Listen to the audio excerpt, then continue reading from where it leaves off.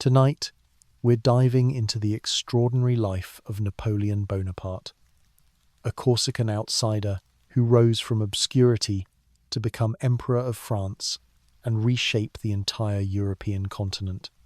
This is the story of ambition, genius, and ultimately a fall as dramatic as his rise. We'll trace his journey from a bullied island boy to the most powerful man in Europe and witness how the same brilliance that built an empire ultimately led to its destruction. Before we go back in time together, if you're enjoying settling in for the night with a bit of history, consider hitting subscribe. And I'm curious, where in the world are you listening from right now? And what time is it there? Drop it in the comments. I love seeing how far these stories travel. The boy who would conquer Europe began life as an outsider, and he never quite forgot it. Napoleon Bonaparte was born on the 15th of August 1769 in Ajaccio, Corsica, just 15 months after the island had been sold by Genoa to France.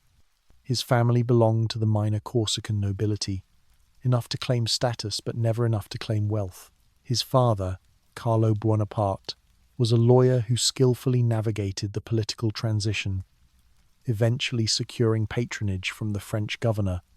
His mother, Letizia Ramolino, was a formidable woman known for her discipline and stern character traits she would pass directly to her second surviving son. Young Napoleon grew up speaking Corsican Italian, not French, and when he arrived at the military school in Brienne-le-Château in 1779, at just 9 years old, he was mercilessly mocked. The French boys ridiculed his accent, his foreign name, his poverty, and his small stature. They called him the Corsican as an insult. Instead of breaking him, this isolation forged something harder. Napoleon threw himself into his studies with ferocious intensity, particularly mathematics and military history. He read obsessively Plutarch's Lives, accounts of Alexander the Great and Julius Caesar, military treatises and geography. While other boys played, Napoleon studied the campaigns of history's greatest commanders, absorbing their strategies, analyzing their mistakes. His teachers noted his exceptional aptitude for mathematics and his photographic memory for maps and terrain. In 1784, at just 15, Napoleon was selected as one of only 4 students from Brienne to attend the prestigious École Militaire in Paris. He completed the 2-year program in just 1 year, graduating in 1785 as a second lieutenant in the artillery, a technical branch considered more suitable for those with brains rather than aristocratic connections. He was 16 years old, ranked 42nd out of 58 graduates, and absolutely certain of his own destiny. The young officer spent the next years in garrison towns, reading voraciously and writing passionate treatises on everything from politics to military theory. When the French Revolution erupted in 1789, Napoleon initially supported it. The revolution's meritocratic ideals spoke directly to an outsider who possessed talent but lacked connections. His moment came in 1793 at the Siege of Toulon, where royalist forces had invited British ships into the harbour. Captain Bonaparte, just 24, devised a plan to capture the artillery positions overlooking the harbour, making it untenable for the British fleet. His strategy worked brilliantly. The British withdrew, and Napoleon was promoted to brigadier general. His rise had begun, but the path remained treacherous. During the Reign of Terror, his association with the Jacobins nearly cost him his career and possibly his life. After the fall of Robespierre, Napoleon was briefly imprisoned and then released into semi-disgrace. He was nearly assigned to command an infantry brigade in the Vendée, a demotion that would have ended his artillery career. In desperation and depression, he even considered travelling to the Ottoman Empire to offer his services to the Sultan. History pivoted on small moments, and Napoleon's came on the 5th of October 1795. Royalist forces were marching on the National Convention in Paris. The government turned to Paul Barras, who remembered the brilliant young officer from Toulon. Napoleon was given command of the defence with just hours to prepare. He He sent cavalry officer Joachim Murat to seize 40 cannons from a nearby park. When the royalist columns advanced, Napoleon ordered his artillery to fire grapeshot directly into the crowds. It was brutal and decisive, the whiff of grapeshot that saved the Republic and made Napoleon indispensable. He was promoted to commander of the interior and then, in 1796, given command of the Army of Italy. This was his laboratory, where Napoleon Bonaparte became Napoleon.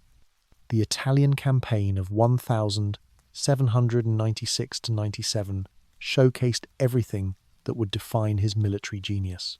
Lightning-fast marches that caught enemies unprepared, the strategic use of interior lines to defeat larger separated forces, brilliant psychological warfare, and an uncanny ability to inspire exhausted, starving soldiers to achieve the impossible. He transformed a ragged, unpaid army into a conquering force, sweeping through northern Italy, defeating Austrian armies that outnumbered him and dictating peace terms that shocked Europe. He sent wagons of Italian art treasures and gold back to Paris, making himself popular with the government and indispensable to France's finances. But Napoleon wanted more than military glory. He understood spectacle, propaganda, and myth-making. The Egyptian campaign of 1798 was part strategic blow against British trade routes and part Alexandrian fantasy. Napoleon brought scientists, scholars, and artists alongside his soldiers. The campaign produced military setbacks, including the destruction of his fleet at the Battle of the Nile by Admiral Nelson. But Napoleon controlled the narrative. French newspapers received glowing reports of exotic victories, while defeats were minimized or omitted. He presented himself as a civilizing force, a new Alexander bringing enlightenment to the ancient land. When Napoleon abandoned his army in Egypt and returned to France in 1799, he should have faced court-martial for desertion. Instead, he found a government in chaos, corruption, and military setback. France was exhausted, frightened, and desperate for stability. On the 9th of November 1799–18, Brumaire in the revolutionary calendar, Napoleon executed a coup d'état. Backed by his brother Lucien and other conspirators, he overthrew the Directory and established the consulate, with himself as first consul. He was 30 years old and now effectively ruled France. As first consul, Napoleon revealed himself as more than a military genius. He was an administrative revolutionary.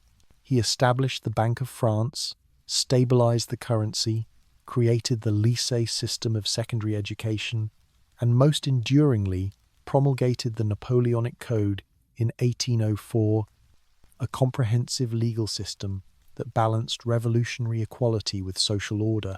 It abolished feudalism, established property rights, and removed privilege by birth, while also restricting women's rights and reinstating slavery in French colonies. The code would eventually influence legal systems across Europe, Latin America, and beyond. Napoleon understood that France craved glory but also yearned for peace and order after a decade of revolutionary chaos. He negotiated the Concordat with Pope Pius VII in 1801, restoring the Catholic Church's position in France while keeping it subordinate to the state. He positioned himself as the heir to both the revolution and the ancient French monarchy, an impossible balance only Napoleon's charisma could maintain. On the 2nd of December 1804, in Notre Dame Cathedral, Napoleon crowned himself Emperor of the French, taking the crown from Pope Pius VII's hands and placing it on his own head. The symbolism was deliberate. He owed his authority to no one but himself and the French people. At 35, the Corsican outsider had become emperor, surrounded by a new nobility composed of his generals and officials, a meritocracy based on talent and loyalty rather than birth. Life at the imperial court was magnificent and exhausting. Napoleon worked obsessively, often 18-hour days, dictating correspondence, reviewing reports, planning campaigns, and managing his vast empire. He possessed an extraordinary memory, and could recall the precise location of regiments, the details of tax revenues from specific departments, and the names and characteristics of thousands of officers. He ate quickly, slept little, and drove everyone around him to exhaustion. His wife Josephine, whom he married in 1796, presided over an increasingly elaborate court, though their marriage strained under Napoleon's infidelities and her inability to provide an heir. Between 1805 and 1807, Napoleon reached his military zenith. At Austerlitz, on the 2nd of December 1805, the first anniversary of his coronation, he orchestrated perhaps his greatest tactical victory, crushing a combined Austro-Russian force through brilliant deception and manoeuvre. At Jena Auerstedt in 1806, he destroyed the legendary Prussian army. At Friedland in 1807, he defeated Russia decisively. The Treaty of Tilsit, signed that July on a raft in the middle of the Neman River, saw Napoleon and Tsar Alexander I divide Europe between them. Napoleon's empire stretched from Spain to Poland, from the North Sea to southern Italy. Living as Napoleon meant existing in a state of perpetual motion. Campaign followed campaign, project followed project. He redesigned Paris with grand boulevards and monuments, commissioned Arc de Triomphe, and looted Europe's art to fill the Louvre. He placed his brothers on thrones across Europe, Joseph in Spain, Louis in Holland, Jerome in Westphalia, creating a family empire. When Josephine failed to produce an heir, Napoleon divorced her in 1809, a decision that caused him genuine anguish, and married Marie-Louise of Austria in 1810, securing an heir, Napoleon II, born in 1811. But the empire contained the seeds of its destruction. The continental system, Napoleon's economic blockade against Britain, required enforcing trade restrictions across all of Europe. It damaged French allies as much as enemies and proved impossible to maintain. The Spanish ulcer, Napoleon's attempt to place his brother on the Spanish throne, turned into a brutal guerrilla war that drained French resources and manpower from 1808 onward. The word guerrilla entered European languages from this conflict. Napoleon's greatest mistake came in 1812. Frustrated by Russia's violations of the continental system and convinced that one more decisive victory would cement his dominance, Napoleon assembled the largest army Europe had ever seen, over 600,000 men from across his empire, and invaded Russia. It was hubris on a classical scale. The Russians refused to fight a decisive battle, trading space for time.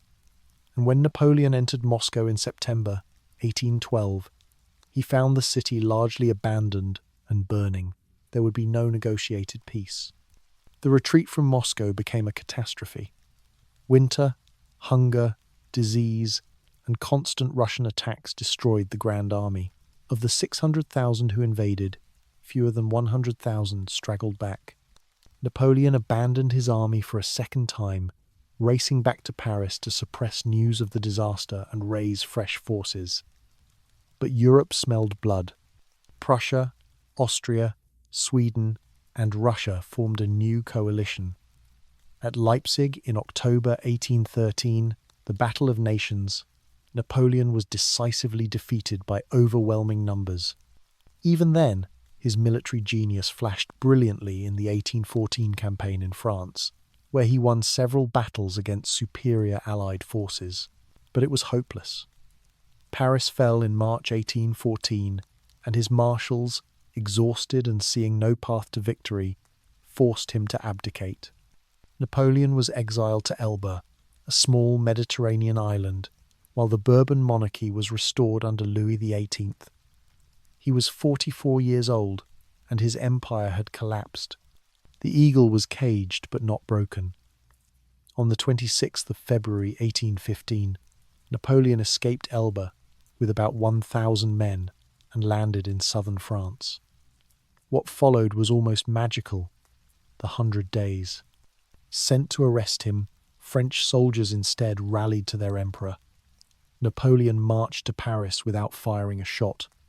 Louis XVIII fled, and Napoleon was restored.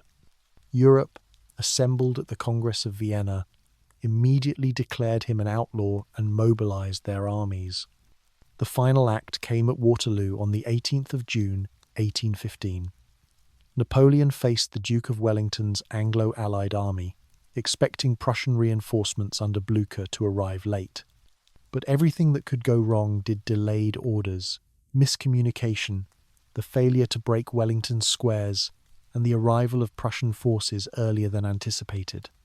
By evening, the French army was in full retreat. Napoleon's last gamble had failed. This time, the British took no chances. Napoleon was exiled to St. Helena, a remote island in the South Atlantic, 1,200 miles from the nearest landmass. He would spend his final 6 years there, guarded by British forces, dictating his memoirs and crafting the Napoleonic legend, portraying himself as a champion of revolution and liberalism, betrayed by reactionary Europe. He died on the 5th of May, 1821, at age 51, likely from stomach cancer, though poisoning theories persist. The boy mocked for his accent had conquered most of Europe. The artillery officer had crowned himself emperor. The military genius had revolutionized warfare and law. And the man who rose higher than almost any in history had died a prisoner on a desolate rock in the Atlantic. Napoleon's contradictions defined him to the end, liberator and tyrant, genius and megalomaniac, revolutionary and emperor. His legacy remains contested, but his impact on the modern world in law, administration, military theory, and the very concept of meritocracy endures. He proved that one individual could reshape the world, and that even the mightiest empire can collapse when ambition exceeds judgment. The Corsican outsider had shown Europe what will, talent, and ruthless determination could achieve, and what pride could destroy.